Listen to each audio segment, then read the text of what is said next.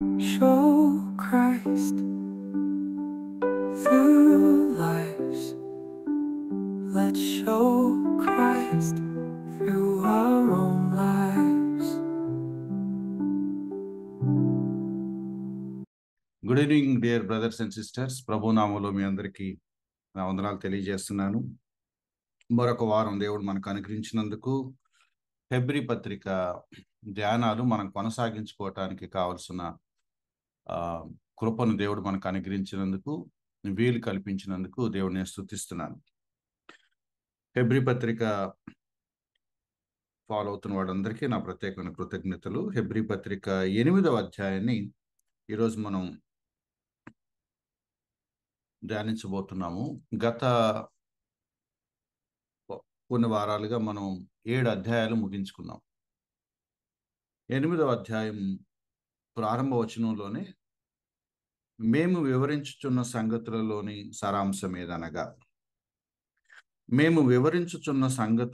సారాంశం ఏదనగా, అంటే హెబ్రీ గ్రంథకర్త మొదటి అధ్యాయం నుంచి రకరకాల విషయాలు మాట్లాడుకుంటూ వస్తున్నాడు. అవన్నీ చెబుతూ వచ్చి 8వ అధ్యాయం మొదటి వచనం దగ్గరికి వచ్చేటప్పటికి దాన్ని మళ్ళీ ఒక స్టేట్మెంట్ లాగా ఇస్తున్నాడు. అయ్యా, ఇదంతా నేను ఎందుకు చెప్తున్నానంటే, ఎంత సారాంశం ఏంటంటే అని ఒక కంక్లూడింగ్ స్టేట్మెంట్ ఇస్తున్నాడు. ఏంటది అంటే, మేము వివరించు సంగతిలోని సారాంశం ఏదనగా మనకు అట్టి ప్రధాన యాజకుడు ఒకడున్నాడు. So that's the key point of this entire ఏమంటాము డిస్క్రిప్షన్. ఇన్ని అధ్యాయాల వివరణ వెనక ఈ హెబ్రీ గ్రంథకర్త మనసులో ఉన్న ఒక సత్యం ఏంటంటే, మనకొక విశిష్టమైన, ప్రత్యేకమైన, శ్రేష్టమైన, భిన్నమైన, మరి ఏ విధంగానూ పోల్చలేని ఒక గొప్ప ప్రధాన యాజకుడు ఉన్నాడు. ఆ ప్రధాన యాజకుడి గురించి నేను మీకు చెప్పడం కోసమే ఇది రాస్తున్నాను. ఎంత ఎంత బ్యూటిఫుల్గా ఉందో చూడండి. మేము వివరించుచున్న సంగతుల్లోని సారాంశం ఏంటంటే, that we have a high priest.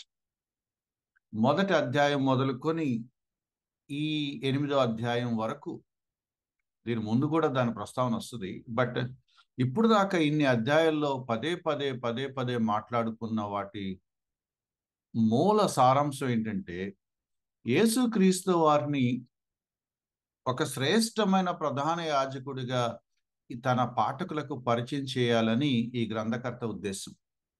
మనకొక ప్రధాన యాజకుడు ఉన్నాడు. ఆయన యూదా మతంలోని ప్రధాన యాజకుడు లాంటి వాడు కాదు. ఆయన కంటే కొన్ని వేల లక్షల కోట్ల రెట్లు శ్రేష్టమైన ఒక ప్రధాన యాజకుడు ఉన్నాడు. సో ఆ డిఫరెన్సెస్ మనం మాట్లాడుతూనే వచ్చాం. ఆల్మోస్ట్ ప్రతి అధ్యాయంలోనే ఎక్కడో చోట ఆ ప్రస్తావన మనకు వచ్చింది. మోర్ స్పెసిఫిక్గా 4వ అధ్యాయం దగ్గర నుంచి మనకు ప్రధాన యాజకుడు ఉన్నాడు. మన స్ట్రగుల్స్ అర్థం చేసుకుంటాడు, మన బలహీనతలో సహాయం చేస్తాడు, మనల్ని నిలబెడతాడు, మనల్ని అర్థం చేసుకుంటాడు. యూదా మతం సంబంధించిన భూ సంబంధమైన యాజకుల్లాగా ఆయన ఉండడు. వాళ్ళు అల్పులు, వాళ్ళు బలహీనులు, వాళ్ళు తమ పాపాలకు తాము ప్రాయశ్చిత్తం చేసుకుంటేనే వేరే వాళ్ళకి చేయాలి. ఈయన అలా కాదు. పవిత్రుడు, నిష్కల్మషుడు, పాపుల్లో చేరని వాడు. ఈయన తండ్రి కుడిపార్శ్వాన కూర్చొని మన కొరకు యాజకత్వం చేస్తున్న ఒక వ్యక్తి. సో ఎంటైర్ క్రక్స్ ఏంటంటే, that Christ is our high priest. మెల్కీసెదెకు క్రమం చొప్పున మనకు ఒక ప్రధాన యాజకుడు ఉన్నాడు. ఈయన నిరంతరము ప్రధాన యాజకుడు. ఆయన నిరంతరము జీవించినంత కాలము మన భవిష్యత్తుకు, మన నిత్యత్వానికి, మన రక్షణకు ఎటువంటి డోకా లేదని మనం గత ఫ్యూ సెషన్స్గా మాట్లాడుతూనే వచ్చాం. ఎంత అష్యూరెన్స్ మనకు కలుగుతుందంటే, పదే గుర్తు చేస్తున్నాడు, మీకు ఏమి ప్రాబ్లం లేదు, because we have high priest in heaven. దాన్నే మళ్ళీ చెప్తున్నాడు. మనకు అట్టి ప్రధాన యాజకుడు ఒక ఆయన ఉన్నాడు. ఆయన పరిశుద్ధాలయమునకు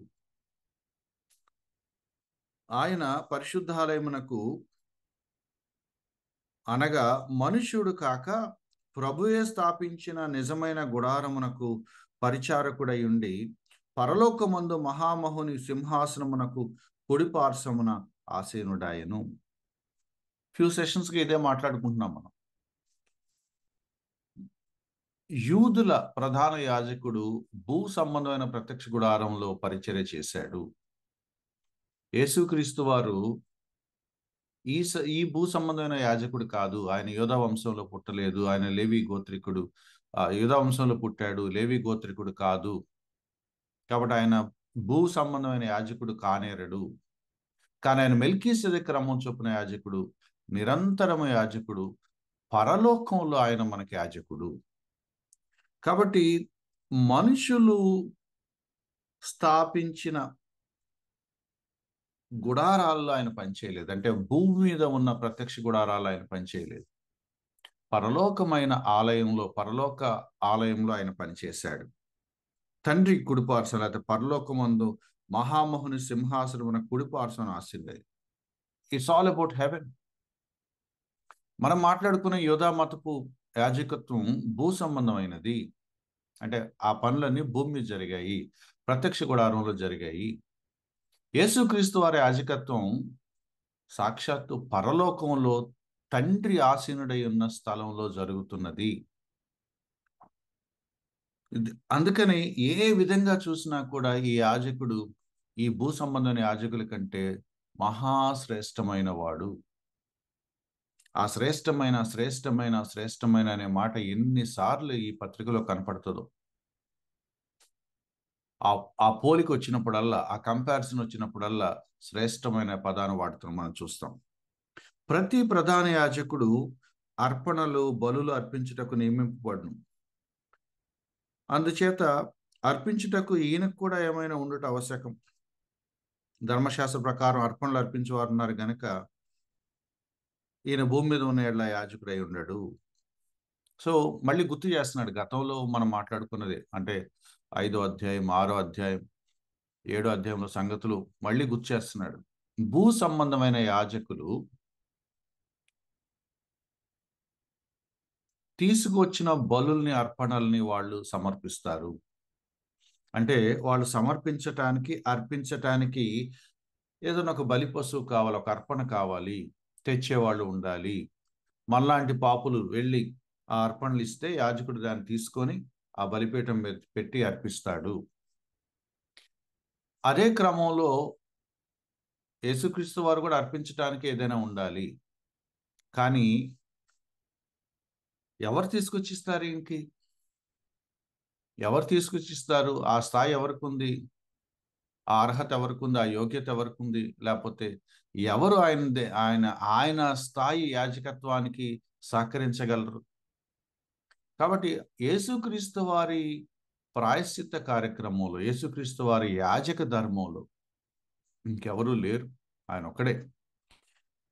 భూమి మీద ఉన్న యాజకుడిలాగా ఎవరో అర్పణ తీసుకొస్తే అవి తీసుకొచ్చి ఈయన ఇక్కడ పెట్టి వధించి, అర్పించి, దహించి ఆ యాజక ధర్మం నిర్వర్తించడానికి యేసుక్రీస్తు వారు చేసే యాజక ధర్మానికి ఎక్కడ సంబంధం లేదు.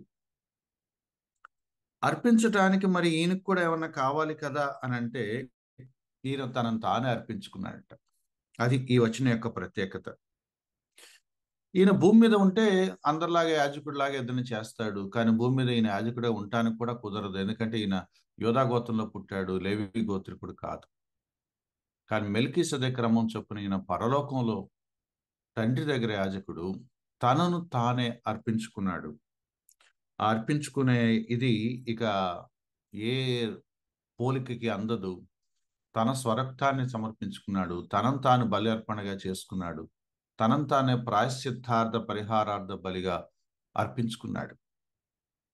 అప్పుడు దీన్ని ఎలాబరేట్ చేస్తున్నాడు గ్రంథకర్త.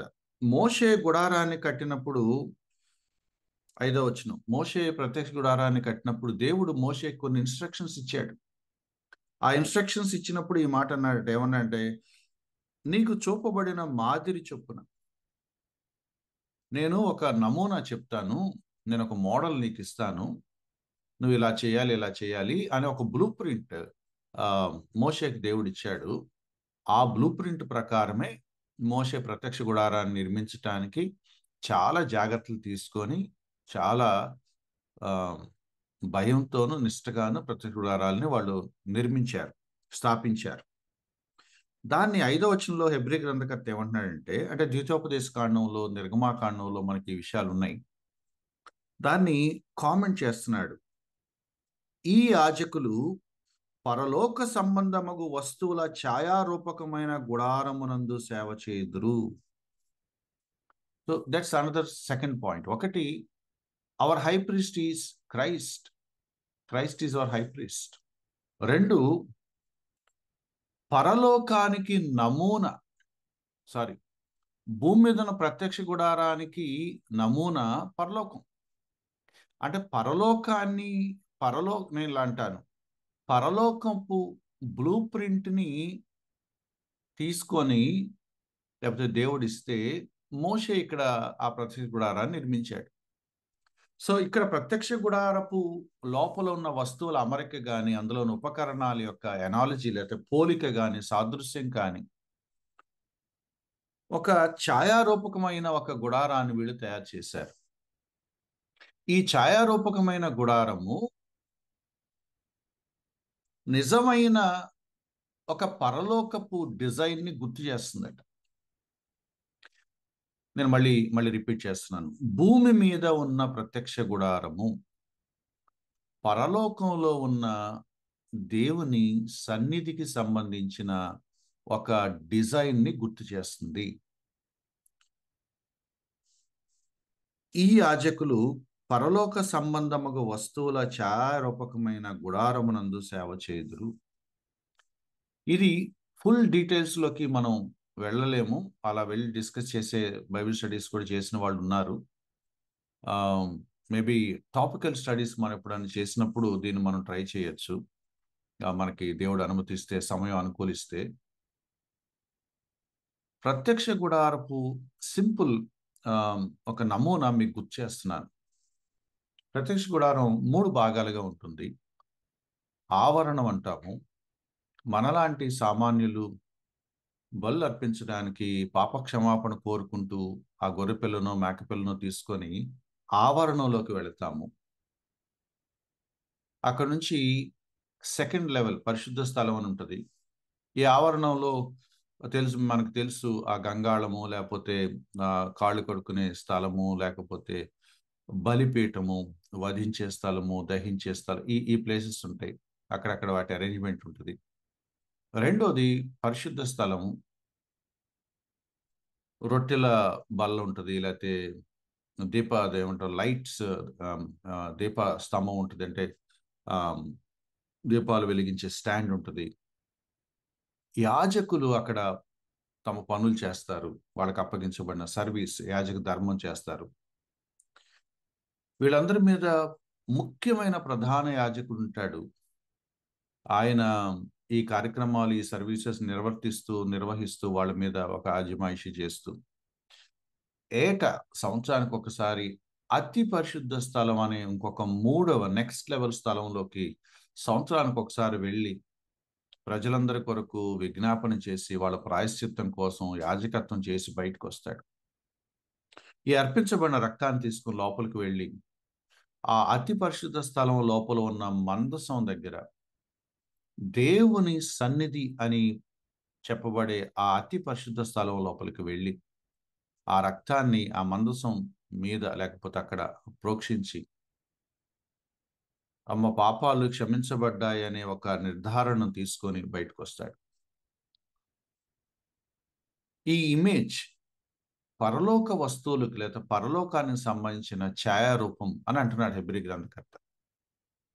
సో పరలోకంలో కూడా మేబీ ఇలా అనొచ్చు, దేవదూతలు లేకపోతే మనలాంటి అంటే దేవదూతలు, ప్రధానులు, హెవెన్లీ అథారిటీస్ అందరూ ఉండే ఒక ప్లేసు, ఇంకా ముఖ్యమైన వాళ్ళు ఉండే ఒక పరిశుద్ధ స్థలం సెకండ్ ప్లేస్, దేవుడు మాత్రమే ఉండే ఒక అతి పరిశుద్ధ స్థలం, సమీపించరాని ఒక అతి పరిశుద్ధ స్థలం.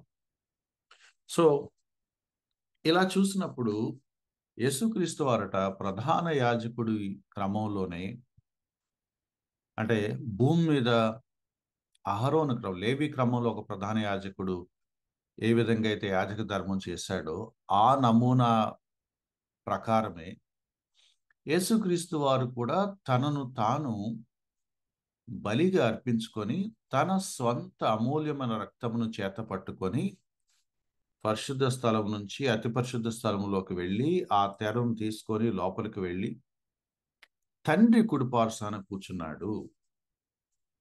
ఏంటి ఇందులో ఉన్న ప్రత్యేకత అంటే, ఒకటి, ఇది పరలోకపు నమూనాను గుర్తు చేస్తుంది. 2, సాధారణ ప్రధాన యాజకుడు లోపలికి వెళ్ళి తన పని అయ్యాక వెంటనే బయటకు వచ్చేయాలి, అక్కడే ఉంటే అతను బతకడు, తను ఏ తేడా ఉన్నా అక్కడే చనిపోతాడు, అతను అక్కడ ఉండటానికి కూడా లేదు, ఎంత త్వరగా బయటికి రాగలిగితే అంత త్వరగా బయటికి రావాలి. కానీ ఈయన అక్కడే ఉండిపోయే వ్యక్తి, అక్కడే ఉండిపోతగిన స్థాయి కలిగిన వాడు, యోగ్యత కలిగిన వాడు. మీరు ఆలోచించండి, దేవుని కుడి పార్శ్వాన కూర్చొని నిరంతరము ఉండగలిగేది ఎవరు? ప్రత్యక్ష గుడారపు ఎనాలజీలో భూమి మీద ఉన్న ఒక అతి పరిశుద్ధ స్థలం లోపలికి వెళ్ళి ఏ కొంచెం తేడా ఉన్నా సరే అక్కడే రాలి పడిపోయి చచ్చిపోతాడు అని ఒక భయానకమైన వార్నింగ్ ఉన్న సందర్భంలో నడుంకో తాడు కట్టుకొని లోపలికి వెళ్ళి, ఒకవేళ ఆయన చనిపోతే తేవటాకు వెళ్ళటానికి ఎవరికి అర్హత ఉండదు కాబట్టి ఇంకెవరు వెళ్ళినా కూడా వాళ్ళు కూడా పిట్టలు రానట్టు రాలిపోతారు, అగ్ని దహించేస్తుంది కాబట్టి ఆ తాడుతో లాగి ఆయన బయటికి లాగే ఒక ప్రొవిజన్ వాళ్ళు పెట్టుకున్నారు. హోలీ ఆఫ్ ద హోలీస్ అనే ఒక గంభీరమైన ఒక వాతావరణం అక్కడ ఉంది. భూమి మీదే ఒక వ్యక్తి ఒక అరక్షణం కూడా ఎక్కువ ఉంటే ఉంటాడో చనిపోతాడని భయపడే ఒక అతి పరిశుద్ధ స్థలం హోలీ. పరలోకంలో సాక్షాత్తు దేవుడే సింహాసనాసీనుడై కూర్చుండే ఆ స్థలం దగ్గరికి ఎవరు వెళ్ళగలరు? ఎవరు వెళ్ళగలరు? వెళ్ళటం కూడా కాదు, వెళ్ళి గబుక్కుని కనపడి వచ్చేసే ఒక పద్ధతి కూడా కాదు, వెళ్ళి ఆయన తండ్రి కుడిపార్శ్వాన కూర్చుండిపోయాడు. ఇంకెప్పటికీ రాడు, ఆయన అక్కడే ఉంటాడు. నిరంతరము ఆయన అక్కడే యాజకత్వం చేస్తూ ఉంటాడు. మెల్కీసెదెకు క్రమం చొప్పున he will be there for all eternity. తండ్రి కుడిపార్శ్వాన కూర్చున్నాడు, యాజకత్వం ఇక అయిపోయింది, అక్కడ సెటిల్ అయిపోయాడు ఆయన. What does it mean? ఈయన మానవుడు కాదు, దేవదూత కాదు, పరలోకంలో ప్రధాని కాదు, దేవునితో పాటు దేవుని పక్కన కుడిపార్శ్వాన నిరంతరము నిత్యత్వం అంతా కూర్చోగలిగిన స్థాయి ఒక్క దేవునికే ఉంటుంది. ఈయన సమానమైన దైవత్వం కలిగిన వాడు. సమీపించరాని తేజస్సులో ఉన్న దేవుని వైపు చూడటానికి దేవదూతలు ఆ వెలుగుని, ఆ తేజస్సుని చూడలేక తమ రెక్కల్ని వాళ్ళ ముఖాలకు అడ్డు పెట్టుకొని కాళ్ళకు అడ్డు పెట్టుకొని పరిశుద్ధుడు పరిశుద్ధుడు పరిశుద్ధుడు అని కొలుస్తా ఉండే అంత అత్యంత పరిశుద్ధుడైన దేవుని కుడిపార్శ్వాన ఈయన కూర్చున్నాడంటే ఏమనాలి? యేసుక్రీస్తు వారి దైవత్వం గురించి పదే పదే హెబ్రీ గ్రంథకర్త చెప్తున్నాడు. ఈయన మన యాజకుడు. ఎన్నిసార్లు ఉందో చూడండి, మీరు ఒక అసైన్మెంట్ లాగా తీసుకోండి. యేసుక్రీస్తు వారు తండ్రి కుడిపార్శ్వాన ఆసీనుడు అయ్యాడు అనే మాట కొత్త నిబంధనలో ఎన్నిసార్లు కనపడుతుందో చూడండి. Multiple times that says God and the Son, Father and the Son are the same. అందుకు ఫిలిప్పీ పత్రికలో మనం చదువుతాం, దేవుని స్వరూపము కలిగిన వాడు, దేవునితో సమానుడై ఉంది. త్రిత్వం గురించి మనం మాట్లాడుకున్నప్పుడు ఈ పదాలు వాడుతాం, కో ఇటర్నల్ అండ్ కో ఈక్వల్, సహ నిత్యులు, సహ సమానుడు, కో ఈక్వల్, కో ఇటర్నల్. అందుకు ఈ యాజకుడు నిరంతరము జీవించేవాడు, నిరంతరము తండ్రి కుడి పార్శ్వాన ఆసీనుడైన వాడు. ఇది చూడండి,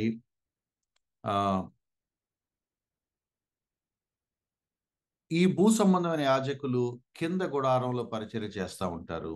మన యాజకుడు తండ్రి దగ్గర అతి పరిశుద్ధ స్థలంలో తండ్రి కుడిపార్శాన కూర్చొని ఈ పనులు చేస్తూ ఉంటాడు.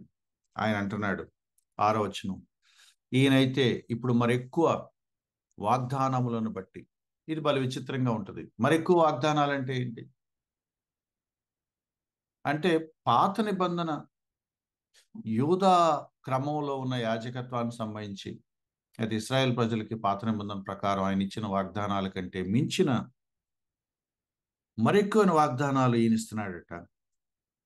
నియమింపబడిన దానికంటే మరి ఎక్కువైన నిబంధన, పాత నిబంధన కంటే ఇంకా శ్రేష్ఠ నిబంధన ఏం చేస్తున్నాడట ప్రజలతో. మధ్యవర్తి అయి ఉన్నాడు, మరి శ్రేష్టమైన సేవకత్వం పొంది ఉన్నాడు. సో ఈయన యాజకత్వం యూదా యాజకత్వం కంటే అత్యంత శ్రేష్టమైంది. ఈయన మధ్యవర్తిత్వం యూదా మధ్యవర్తిత్వం కంటే అత్యంత శ్రేష్టమైంది. ఈయనిచ్చే వాగ్దానాలు పాత నిబంధన ఇచ్చే వాగ్దానాల కంటే మించిన శ్రేష్టమైనవి. అండ్ ఆ నిబంధన పాత నిబంధన కంటే యేసుక్రీస్తు వారు ఇచ్చే కొత్త నిబంధన మరింత శ్రేష్టమైంది. ఎన్ని మాటలు ఉన్నాయో, శ్రేష్టమైనది శ్రేష్టమైంది. దానికంటే ఇది శ్రేష్టమైనది అంటే మనం ఫస్ట్ నుంచి మాట్లాడుకుంటున్నాం. Right beginning from chapter 1. యూదా మతపు పద్ధతుల కంటే, యూదా మతంలో ఉన్న కొన్ని విశిష్టమైన వాళ్ళ ఫీచర్స్ కంటే మించి ఏ విధంగా ప్రభువు శ్రేష్ఠుడో చెప్తూ వస్తున్నాడు. మీరు ఏ విషయాలైతే మాట్లాడుతున్నారో వాటన్నిటికంటే శ్రేష్టమైన వాడు, మీరు ఆయనను విడిచి వెళ్ళొద్దు, మీరు ఆలోచించుకోండి, ఎటు నుంచి ఎటు వెళ్తున్నారో ఆలోచించుకోండి. అత్యంత శ్రేష్టమైన పరలోకపు సంబంధమైన నిబంధనను వదులుకొని భూ సంబంధమైన నిబంధన వైపు వెళ్తారా మీరు? నిరంతరము జీవించే యాజకుడిని వదిలేసి రేపు మాపో చనిపోయే ఒక బలహీనుడైన పాపి అయిన యాజకుడి దగ్గరికి వెళ్తారా మీరు? శ్రేష్టమైన నిత్య నిబంధన వదిలేసి తాత్కాలికమైన నిబంధన వైపు వెళ్తారా మీరు? ఇవన్నీ మొదటి అధ్యాయం నుంచి చెప్తూనే ఉన్నాడు. కొన్ని విషయాలు ఎలాబొరేట్ చేస్తున్నాడు. 7వ వచనంలో అంటున్నాడు, మొదటి నిబంధన అంటే యూదులతో లేకపోతే పాత నిబంధన అది లోపము లేనిదైతే రెండవ దానికి అవకాశం ఉండనేరదు. ఈ లోపము లేనిది అనే మాట అర్థం చేసుకుంటంలో రకరకాల ఇష్యూస్ వస్తున్నాయి. మనం దాన్ని రైట్ వేలోనే తీసుకోవాలి. ఎందుకంటే పాత నిబంధన లేకపోతే ధర్మశాస్త్రము ఏమంటాము యూదా నియమావళి దేవుడిచ్చిందే. లోపం ఉన్నది అని అన్నప్పుడు మన ఉద్దేశం అందులో ఏదో ఫాల్ట్ ఉందని కాదు, అంటే అందులో ఏదో తప్పు ఉందని కాదు. దేవుడిచ్చిన నిబంధన అది ఇశ్రాయేల్ ప్రజలకి ప్రాథమికంగా ప్రైమరీ లెవెల్లో. మరి లోపం ఉన్నదే దేవుడిచ్చాడా అట్లా అందామా? అలా కాదు కదా. కాబట్టి దాని ఉద్దేశం ఏంటంటే దానికి ఒక పరిమితి ఉంది, దానికి ఒక లిమిట్ ఉంది. అది కొత్త నిబంధన చేయగలిగిన పనుల్ని పాత నిబంధన చేయలేకపోయింది అంతే. దాని పరిమితిని మనం అర్థం చేసుకోవాలి, కానీ దానిని తప్పు పట్టటానికి లేదు. దాని లిమిటేషన్స్ గురించి మాట్లాడుకుంటాం. ఇంటర్మీడియట్ పిల్లవాడు చేయగలిగిన లెక్కలకి 5వ తరగతి పిల్లవాడు చేయగలిగిన లెక్కలకి తేడా ఉంది. 5వ తరగతి చదవటం వేస్ట్ రా, ఈ లెక్కలు చేయలేకపోతున్నాడు అని ఇంటర్మీడియట్ లెక్కలు ముందు పెడతామా? ఇంటర్మీడియట్ లెక్కలు చేయలేకపోతున్నాడు కాబట్టి 5వ తరగతి చదవకూడదా? కాదు కదా. 5వ తరగతి లెక్కలకు ఒక పరిమితి ఉంది, అది అంతవరకే వాళ్ళు చేయగలరు. ఆ తర్వాత వాళ్ళు నేర్చుకుని పైకి వచ్చాక ఈ మరెక్కువ లోతైన లెక్కలు వాళ్ళు చేయగలుగుతారు. భూ సంబంధంగా ఉన్న యాజక ధర్మంలో లేవి క్రమంలో ఉన్న యాజకులు కొంతవరకే కొన్ని పనులే చేయగలిగారు. ఎందుకంటే వాళ్ళు పరిపూర్ణులు కారు, వాళ్ళు సంపూర్ణత సంతరించుకోలేదు, వాళ్ళు ఇంకా సిద్ధి పొందలేదు, వాళ్ళు ఇంకా పర్ఫెక్షన్లోకి రాలేదు. కానీ ఈ యాజకుడు, ఈ నిబంధన, ఈ ప్రక్రియ పరిపూర్ణమైనది, ఇది శ్రేష్టమైనది. రెండవది ఇటర్నల్ ఫలితాలను ఇస్తుంది, నిత్యత్వాన్ని ఇస్తుంది, నిత్య జీవాన్ని ఇస్తుంది. సంపూర్ణం అవుతాం, మనం పర్ఫెక్షన్లోకి వెళ్తాం. యేసుక్రీస్తు వారి యాజకత్వం ద్వారా మళ్ళీ మనం ఇంకెప్పటికీ దేవుడి నుంచి దూరం అవ్వని ఒక అన్యోన్యమైన సహవాసంలోకి వెళ్తాం. పాత నిబంధన యాజక్రమంలో మనం బలులు అర్పిస్తూ ఉండాలి, దానికి అంతు లేదు. మనం చేసిన ప్రతి పాపాన్ని ఆయన శిక్షిస్తూ ఉంటాడు, ఆ న్యాయం తప్పదు. యాజకుడు లెక్కలు చెప్పాలి, మనం లెక్క చెప్పాలి. ఎప్పటికప్పుడు అవి పేర్కొంటానే ఉంటాయి. వన్స్ ఫర్ ఆల్ పరిష్కారం లేదు అక్కడ, కానీ వన్స్ ఫర్ ఆల్ పరిష్కారం లాస్ట్ టైం కూడా మాట్లాడుకున్నాం. వన్స్ ఫర్ ఆల్ పరిష్కారం మనకి యేసుక్రీస్తు వారు ఇచ్చారు. లాస్ట్ మన క్లాస్లో 7వ అధ్యాయం ఆఖరిలో మాట్లాడుకున్నాం. ఒక్కసారే తను తాను అప్పగించుకున్నాడు, వన్స్ ఫర్ ఆల్. ఈ పాత నిబంధన ప్రొసీజర్ మళ్ళీ చేయాల్సి వచ్చే ఒక పెద్ద కొండంత బాధ్యత ఈ యాజకులకు ఉండేది. ఎంతకాలం ఇట్లా, ఎన్ని సంవత్సరాలు ఇట్లా, ఎవరెవరు చేస్తూ ఉంటే జనరేషన్ చేస్తూ ఉంటే దానికి అంతు లేదు. బట్ యేసుక్రీస్తు వారి యాజకత్వం ఒకే ఒక అర్పణ ఒక్కసారి అర్పించాడు. అది అందరికీ అన్ని కాలాలకి అన్ని విధాలుగా సరిపోయే ఒక శ్రేష్టమైన నిత్యమైన అర్పణ. ఇప్పుడు ఏంటి పాత నిబంధనకి కొత్త నిబంధనకి ఉన్న ప్రధానమైన తేడా ఏంటి అని అంటే ఈయన వివరిస్తున్నాడు 8వ వచనంలో. నేను వెనక్కి వెళ్ళట్లేదు, మనకి సమయం చాలదు కాబట్టి. ఇర్మియా గ్రంథం 31వ అధ్యాయాన్ని హెబ్రీ గ్రంథకర్త కోట్ చేస్తున్నాడు. ఇర్మియా గ్రంథం 31వ అధ్యాయాన్ని కోట్ చేస్తున్నాడు. ఆసక్తి ఉన్నవాళ్ళు ఈ క్లాస్ అయ్యాక ఇర్మియా గ్రంథం 31వ అధ్యాయం మీరు చూడండి. ఇర్మియా గ్రంథం 31వ అధ్యాయంలో ఇర్మియా ప్రవక్త ద్వారా దేవుడు ఈ కొత్త నిబంధన గురించిన వాగ్దానం చేశాడు. చాలా ఇంట్రెస్టింగ్ థింగ్ ఏంటంటే ఇర్మియా ప్రవక్త ఇశ్రాయేలు ప్రజలు బబులోను చెరకు వెళ్ళక మునుపే ఈ మాట చెప్పాడు. అంటే నేను ఒక నిబంధన చేశాను మోషే ద్వారా, అది ఫెయిల్ అయింది, ఇప్పుడు ఇంకోటి ప్రవేశపెడుతున్నాను అని దేవుడు అంటలేదు. ఇలా మాట్లాడుకున్నాం కదా, ఫెయిల్ అవటాలు ఏమి లేవు. ఒక స్థాయి నిబంధనను ఒక పరిధికి లోబడి దేవుడిచ్చాడు. ఆ తర్వాత మరి శ్రేష్టమైన ఒక నిబంధనను ప్రవేశపెడుతున్నాడు. దీనికి కొనసాగింపుగా అనండి, లేకపోతే దీనికి నెక్స్ట్ స్థాయి అని అనండి, లేకపోతే దేవుని ప్రణాళికలో తన జ్ఞానం చొప్పున ఒక నూతన నిబంధన పెడుతున్నాడు. నూతన నిబంధన అనేది దేవుని సెకండ్ థాట్ కాదు. అంటే ఒక నిబంధన ఏదో ప్రవేశపెట్టి అది ఫెయిల్ అయింది, దానివల్ల అనుకున్న ఫలితాలు రాలేదు, కాబట్టి ఇప్పుడు యేసుక్రీస్తు వారిని పంపించి బెటర్ నిబంధన మనం అప్డేట్ చేద్దాం, అది కాదు. ఇది ఆయన ప్రణాళికలో, ఆయన నిత్య సంకల్పంలో ఆది నుంచి ఉన్న తలంపు. మనం ఎఫెసీ పత్రికలో చదువుతాం, లేకపోతే పేతురు పత్రికలో చదువుతాం. భూమి పునాదులు వేయబడక మునిపే, జగత్ పునాదులు వేయబడక మునిపే యేసుక్రీస్తు అనే ఒక గొర్రెపిల్లను వధించాలని, మనందరికీ ప్రాయశ్చిత్తంగా ఆయన్ని చేయాలని దేవుడు సంకల్పించాడు. ఇర్మియా గ్రంథం 31వ అధ్యాయం ఇశ్రాయేలు ప్రజల యొక్క తిరుగుబాటు గురించిన ఒక డిస్కషన్ అన్నమాట. ఎంతకాలం ఈ ప్రజలు తిరుగుబాటు చేస్తూ ఉంటారు, ఎంతకాలం ధర్మశాస్త్రానికి అవిధేయులు అవుతూ ఉంటారు, ఎంతకాలం యెహోవాకు ఎదురాడుతూ తమ హృదయాలను కఠినం చేసుకొని ఇష్టానుసారంగా జీవిస్తూ ఉంటారు. చెప్పి ఇక వాళ్ళు శిక్షించటానికి దేవుడు కూడా ఎందుకురా ఇది బాధ అని అన్నా కూడా వాళ్ళు అర్థం చేసుకునే స్థితిలో లేని ఒక పతన స్వభావంలో, హృదయ కాఠిన్యంలో వాళ్ళు ఉండిపోయారు. అండ్ ఏంటి మరి వీళ్ళ పరిష్కారం? నేను మిమ్మల్ని చెరలోకి పంపిస్తానన్నా కూడా వాళ్ళు భయపడే కండిషన్లో లేరు. ఇర్మియా లాంటి వాళ్ళు వెళ్ళి, దేవుడు మీ మీద కోపంగా ఉన్నాడు, మీ తిరుగుబాటుని దేవుడు చాలా సీరియస్గా తీసుకున్నాడు, మిమ్మల్ని శత్రువులకు అప్పగిస్తాడు, చెరలోనికి వెళ్తారు, మీరు చాలా కాలం దాస్యంలో ఉంటారు, 70-80 ఏళ్ళు మీరు అన్యుల కింద బానిసలాగా బ్రతకాల్సి వస్తుంది, పరాయి దేశం ఉండాల్సి వస్తుంది అని చెప్తే ఇర్మియా అబద్ధ ప్రవక్త క్షేమాన్ని ప్రకటించట్లేదు, మన మీద కావాలని చెప్తున్నాడు, నిజమైన ప్రవక్త అలా చెప్పడు అని అన్నారు తప్ప తమ ప్రవర్తన వాళ్ళు మార్చుకోలేదు. అయితే దేవుడు ఇర్మియా ద్వారా చాలా విచిత్రమైన ఒక సంగతిని ప్రవచనాత్మకంగా చెప్పాడు. అది వాగ్దానం అనాలి, ప్రవచనం అని కూడా అనాలి.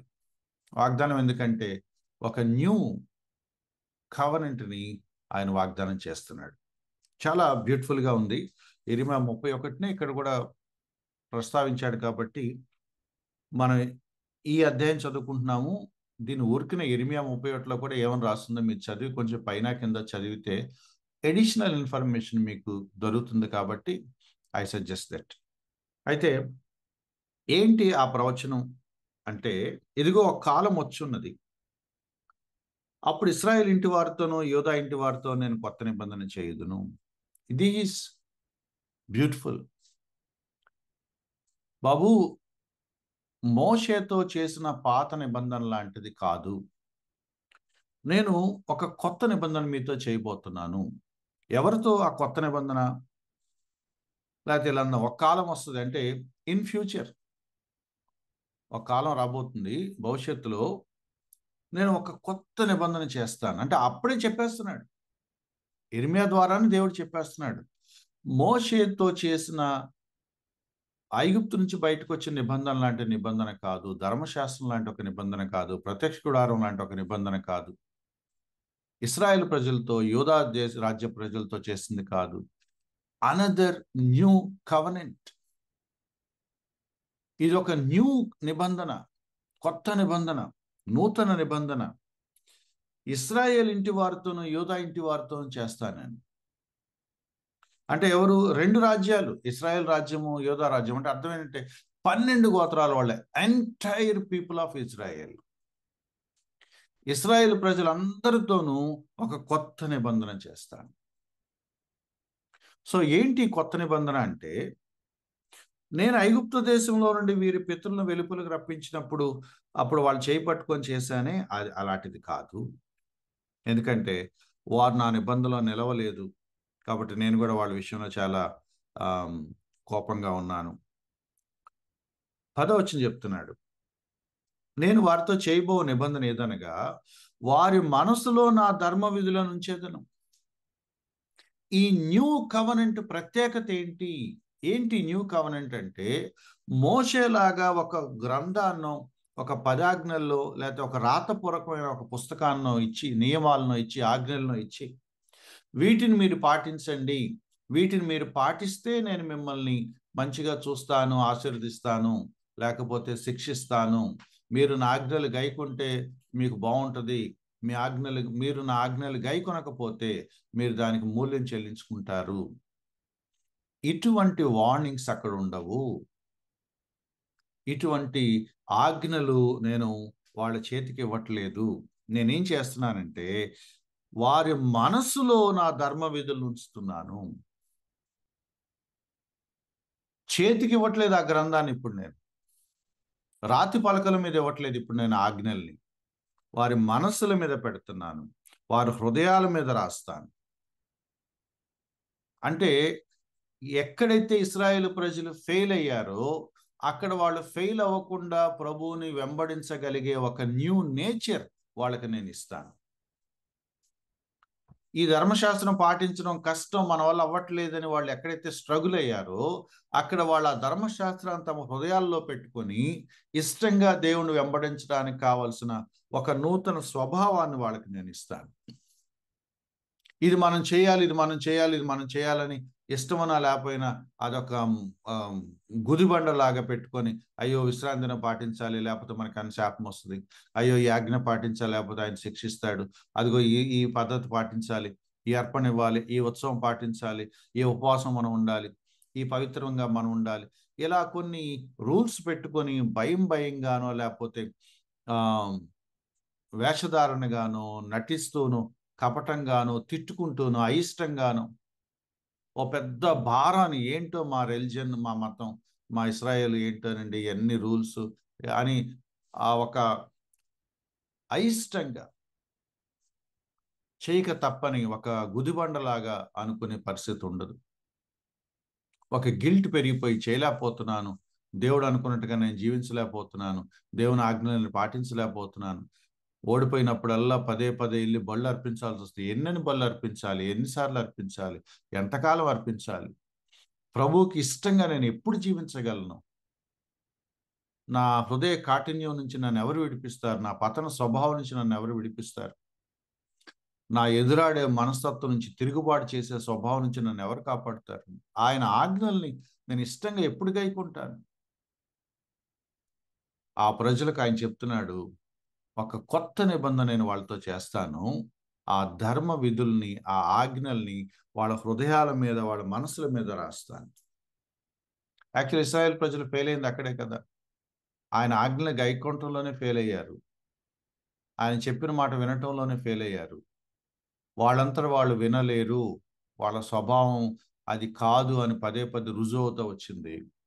ఇప్పుడు దేవుడు వాళ్ళ మీద అపారమైన దయను చూపించి అంటున్నాడు, అసలు మీ నేచరే మార్చేస్తాను బాబు, నేను మీ స్వభావాన్ని మార్చేస్తాను.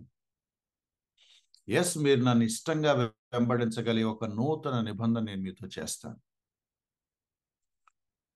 నేను 1-2 వచనాలు గుర్తు చేసే ప్రయత్నం చేస్తాను. సామెతల గ్రంథం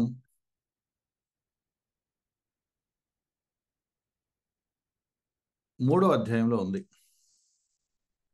సామెతల గ్రంథం 3వ అధ్యాయం 3వ వచనంలో, ఆ ఆజ్ఞల్ని నీ హృదయం అనే పలక మీద రాసుకో అని చెప్తున్నాడు దేవుడు. నీ హృదయం అనే పలక మీద రాసుకో.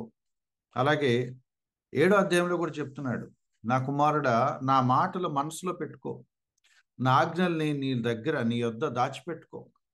నా ఆజ్ఞలు నీవు మనసులో ఉంచుకున్నట్లయితే నువ్వు బ్రతుకుతావు. 3వ వచనం, 7వ అధ్యాయం 3వ వచనం, నీ హృదయం అనే పలక మీద వాటిని రాసుకో, అప్పుడు నువ్వు క్షేమంగా ఉంటావు. సామెతలు కానీ ఇతర గ్రంథాల్లో కానీ ఆ దేవుని ఆజ్ఞలు పాటించటానికి లోపల నుంచి రావాలి. ఆ ఇష్టం అది లోపల నుంచి రావాలి. ఆచారపరంగానో ఒక కట్టిపడేసిన రూల్ లాగానో చేయటానికి వీల్లేదు. అది ఇశ్రాయేల్ ప్రజలకు చేత అవ్వట్లేదు. కానీ అలా ఉండాలని కోరుకున్నాడు, అలా ఉండమని చెప్పాడు. కానీ వాళ్ళు అక్కడ ఫెయిల్ అవుతున్నారు. ఇప్పుడు ఇర్మియా ప్రవక్త ద్వారా మాట్లాడుతున్నాడు, హెబ్రీ గ్రంథకర్త గుర్తు చేస్తున్నాడు, ఒక కొత్త నిబంధన దేవుడు వాళ్ళతో చేస్తాడు. అది వాళ్ళ హృదయాల మీద రాస్తాడు, వాళ్ళ మనసుల మీద రాస్తాడు. హెబ్రీ పత్రిక 8వ అధ్యాయం 10వ వచనం, వారి హృదయముల మీద వాటిని రాయుదును, నేను వారికి దేవుడినయుందును, వారు నాకు ప్రజలయుందురు. ఒక ఒక నిజమైన రిలేషన్ ఏర్పడుతుంది. ఇష్టంగా ఇదిగో మా దేవుడు అని వాళ్ళు వెంబడిస్తూ ఉంటారు. నేను కూడా సంతోషంగా, లుక్ ఎట్ మై పీపుల్, ఇదిగో చూడండి నా ప్రజలు ఎలా ఉన్నారు అని నేను కూడా చూపించుకుంటా. ఎదురాడే ప్రజలు కాదు, దేవుని ఆజ్ఞలు వెంబడించే ప్రజలు, ఇష్టంగా వెంబడించే ప్రజలు, దేవుని ధర్మ విధుల్ని ప్రేమించే ప్రజలు, దేవుని ఆజ్ఞలను ఇష్టంగా పాటించాలని ఆరాటపడే ప్రజలు, ఒక జనాంగాన్ని నేను తయారు చేస్తాను. That is the new covenant. 11వ వచనం, ప్రభువుని తెలుసుకో అని ఎవరు తన పట్టణస్థునికి, తన సహోదరునికి ఉపదేశం చేయడు. అంటే ఈ ధర్మశాస్త్ర ఉపదేశాలు బయట నుంచి ఫోర్స్ పెట్టడాలు లేవు. తప్పదు, ఏమయ్యా ఆదివారం నువ్వు చర్చికి రావాలి, ఎవరు చెప్పరు. ఎందుకు ఇక్కడ తిరిగే బదులు కాస్త అక్కడికి వెళ్ళి ప్రార్థనలో కూర్చోవచ్చు కదా అని ఎవరు చెప్పరు. మనం ఇశ్రాయేల్ ప్రజలం కదా, మనం విశ్రాంతి దినం ఆచరించాలి కదా, నువ్వేంటి ఎక్కడ కూర్చొని పనులు చేస్తున్నావు, లేదు వద్దు, ఇది రూల్కి విరుద్ధం, నువ్వు రా, విశ్రాంతి దినం పాటించాలి రా, మనం సమాజ మందిరానికి వెళ్దాం రా అని ఎవరిని ఫోర్స్ చేయాల్సిన అవసరం ఉండదు. వారిలో చిన్నలు మొదలుకొని పెద్దల వరకు అందరూ నన్ను తెలుసుకుంటారు. They will know God. వాళ్ళు దేవుని ఎరుగుతారు, దేవునితో ఒక వ్యక్తిగత సంబంధం కలిగి ఉంటారు, ఒక సజీవమైన అనుబంధం వాళ్ళు కలిగి ఉంటారు. నేను నా ప్రభువుని ఆరాధించాలి, నేను నా ప్రభువుని వెంబడించాలి, నేను నా ప్రభు ఆజ్ఞలు పాటించాలనే తృష్ణ వాళ్ళలో ఉంటుంది. ఎవరో వచ్చి తిట్టి గద్దించి మనం ఇలా చేయకూడదు, ఇలా ఎందుకు చేస్తున్నావు రా అని చెప్తే గాని కదలేని పరిస్థితి మనకు ఉండదు. బయట నుండి కొన్ని ఆజ్ఞలు మనల్ని పోక్ చేయాల్సిన పని లేదు. లోపల నుంచే ఆ పని చేయాలనే ఒక స్వభావం మనకు కలుగుతుంది. ఎలా సాధ్యం అవుతుంది? అదొక మిస్టరీ. మేబీ ఇశ్రాయేల్ ప్రజలకి ఇది అర్థమై ఉండదు. ఇశ్రాయేల్ ప్రజలకు అర్థమై ఉండదు. ధర్మశాస్త్రాన్ని మనంతట మనం నెరవేర్చేస్తామా? ఇష్టంగా నెరవేర్చేస్తామా? ఎవరు గద్దించకుండా, ఎవరు గుర్తు చేయకుండా, ఎవరు ఉపదేశం చేయకుండా, ఎవరికి వాళ్ళే వాళ్ళ పనులు వాళ్ళు చేసేసుకుంటూ యెహోవాకి ఇష్టంగా జీవిస్తారా? ఆయన మనల్ని చూసి ఇదిగో చూడు నా ప్రజలు ఎలా జీవిస్తున్నారని గర్వంగా చెప్పుకుంటాడా? Will that ever happens? అంత గొప్ప మార్పు ఎప్పుడైనా మనుషుల్లో వస్తుందా అంటే వాళ్ళకి అది ఆశ్చర్యమేమో కానీ, బట్ కొత్త నిబంధన చెప్తుంది, yes it's possible. Yes it's possible. 12వ వచనం, నేను వారి దోషముల విషయమై దయ కలిగి వారి పాపములు నీకు ఎన్నడూనూ జ్ఞాపకం చేసుకున్నాను ప్రభు సెలవిచ్చున్నాడు. ఎంత ఆశ్చర్యం అంటే, ఇదే హెబ్రీ పత్రిక 2వ అధ్యాయం కనుక మనం చూస్తే 2వ అధ్యాయం 2వ వచనం, ప్రతి అతిక్రమము ప్రతి అవిధేయత న్యాయమైన ప్రతిఫలం పొందాలి. ఇది పాత నిబంధన కొలమానం. Every sin must be punished, every deed must be rewarded. ప్రతి పని న్యాయంగా దానికి తగిన ప్రతిఫలం ఇవ్వాలి. ఇది పాత నిబంధన. కానీ కొత్త నిబంధన, నేను వాళ్ళ పాపాలను అసలు ఏం గుర్తు చేసుకుని అంటున్నాడు. పాత నిబంధన ఏమో ప్రతి పాపానికి శిక్ష విధించాలి, లెక్క లెక్కే అని పాత నిబంధన అంటుంది. కొత్త నిబంధన ఏమంటుందంటే అసలు ఆయన మీ పాపాలని గుర్తు చేసుకోడు. చాలా ఆశ్చర్యం ఇది. దేవుడు పాపాలు గుర్తు చేసుకోకుండా ఎట్లా ఉంటాడు? అత్యంత పరిశుద్ధుడైన దేవుడు ఇన్ని ఆజ్ఞలు ఇచ్చి, ఏంటి ఆజ్ఞలను చూసి గుండెలు జారిపోయి వణిగిపోయేలాంటి ధర్మశాస్త్రం ఎదురు పెట్టుకొని ఎలా బ్రతకాలని వాళ్ళుంటే ఒక కొత్త నిబంధన చేస్తారట. దీన్ని ఎట్లా పాటించాలరా మనం అనే భయమే ఉండదట. ఏంటి, ఎట్లా నెరవేర్చగలం మనం ఇది అనే భయమే ఉండదట. మీ అంతటి మీరు వాటిని చేయగలుగుతారు. మీ దోషాలు, మీ పాపాలు ఇక ఎన్నడూనూ జ్ఞాపకం చేసుకున్నానని ప్రభు సెలవిస్తున్నాడు. ఏంటా మాట? ఏంటా మాట? I will never remember your sins. గంతులేయాలి మనం. నేను నిన్ను ఇక పండగ చేసుకోవాలి మనం. అరే, నీ జీవితం గురించి నేను మాట్లాడట్లేదు. నేను నా జీవితం అనుభవించుకొని చెప్తున్నాను. నేను 52 years నాకు. కొత్త నిబంధన ఏమంటుందంటే, ఇగో ఈ 52 సంవత్సరాల నీ పాపాలు, నీ దోషాలు నేను గుర్తు చేసుకోను. ఏం కావాలంటది? ఎవరొద్దంటారు? ఇశ్రాయేలు ప్రజలు ప్రతి దానికి ఒక లెక్క కట్టి ఆ దేవుని దగ్గర నువ్వు ప్రాయశ్చిత్తం చేసుకో, పరిహారం చేసుకో, యాజకుడి దగ్గరికి వెళ్ళు, లెక్క సెటిల్ చేసుకో అనే జీవితం ఎక్కడ? I don't remember your since అనే ఒక స్టేట్మెంట్తో మన జీవితాన్ని ఆయన మొత్తం తిరగరాసి నౌ హ్యాపీ అని అన్నాడు అనమాట. అందుకు రోమపత్రిక 8వ అధ్యాయం 1వ వచనం, కాబట్టి క్రీస్తు యేసునందున్న వారికి ఏ శిక్షా విధి లేదు. మన దేవుడు ఎంత గొప్ప దేవుడో చూడండి. ఈ నూతన నిబంధన ద్వారా ఆయన ఏం చేస్తున్నాడో చూడండి. ఆయన మన ప్రధాన యాజకుడు. ఆయన మనతో ఒక శ్రేష్టమైన నిబంధన చేశాడు. ఆయన మన పాపాలను క్షమించి వేశాడు. ఆయన మన పాపాలు నీకెన్నటికీ గుర్తు చేసుకోడు. ఎట్లా లింకు? ఎలా లింకు? లేకపోతే ఎలా సాధ్యం? ఎలా సాధ్యం? మనకు తెలుసు, యేసుక్రీస్తు వారు తను అప్పగించబడిన ఆ రాత్రి లేదా తన చివరి భోజనపు రాత్రి ఆ రొట్టె ద్రాక్షారసాలు తీసుకొని ఆయన అన్నాడు, ఇది నా శరీరము, మీ కొరకు విరవబడుతున్న నా శరీరం, ఇది నా రక్తము, మీ కొరకు చిందింపబడుతున్న నా రక్తం, ఇది నేను మీతో చేస్తున్న ఒక కొత్త నిబంధన. ఈ కొత్త నిబంధన ఇశ్రాయేలు జాతికి కానీ మనకి కానీ ఇస్తున్న ఒక శ్రేష్టమైన వాగ్దానం. అంటే పాత నిబంధన ఇవ్వని వాగ్దానం కొత్త నిబంధన ఇస్తుంది. పాత నిబంధన మీకే వాగ్దానాలు ఇస్తుంది? ఈ ఆజ్ఞలు మీరు గైకుంటే దీర్ఘాయుష్మంతులు అవుతారు, మీరు నివసించే ప్రాంతాల్లో పాలు తేనెలు ప్రవహిస్తాయి, మీకు శత్రువుల ప్రాబ్లం ఉండదు, మీ చుట్టుపక్కల రాజ్యాల వాళ్ళందరూ మీతో సమాధానంగా ఉంటారు, మీరు వర్ధిల్లుతారు, మిమ్మల్ని దేవుడు 1000 తరాల వరకు కరుణిస్తాడు, మీరు అభివృద్ధి చెందుతారు, విస్తరిస్తారు, ఫలిస్తారు. అవి పాత నిబంధన మీకు ఇచ్చే బ్లెస్సింగ్స్. కానీ కొత్త నిబంధన మీకు ఇచ్చే బ్లెస్సింగ్ అది కాదు. It's purely spiritual. ఎంత స్పిరిచువల్ అంటే దేవునితో వాళ్ళకు ఒక అన్యోన్యమైన సంబంధం ఏర్పడుతుంది. వాళ్ళు ఆయన ప్రజలై ఉంటారు, ఆయన వారికి దేవుడై ఉంటాడు, వాళ్ళకు ఒక నూతన స్వభావాన్ని ఇస్తాడు.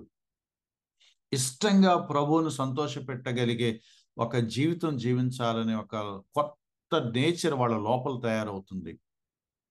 మీ పాపాలన్నీ నా మీద వేసుకుంటున్నాను, మీ కొరకు నేను విరవబడుతున్నాను, మీ కొరకు నా రక్తాన్ని చిందిస్తున్నాను, మీతో నేను ఒక నూతన నిబంధన చేయబోతున్నాను, ఇది మీ కొరకు నేను చేసే new testament, new covenant.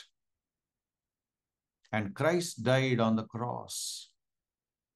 Last time మాట్లాడుకున్నాం, ఆయనే బలిపశువు, ఆయనే యాజకుడు, ఆయనే దాన్ని అంగీకరించాడు.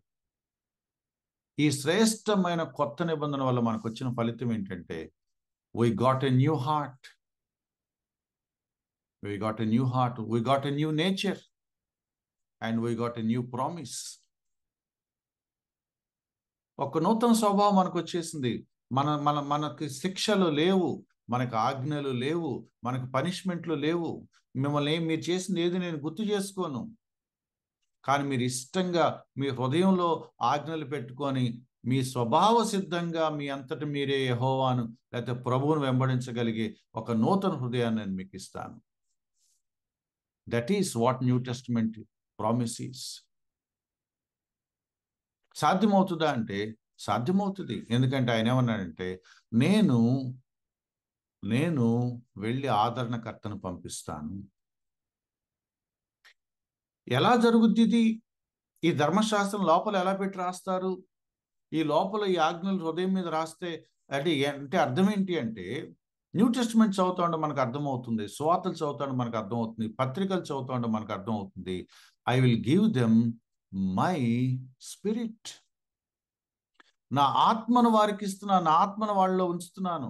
పరిశుద్ధాత్మ పాత నిబంధన ప్రజలకు సందర్భం వచ్చినప్పుడు వచ్చి సహాయం చేసి బలపరిచి వెళ్ళేవాడు.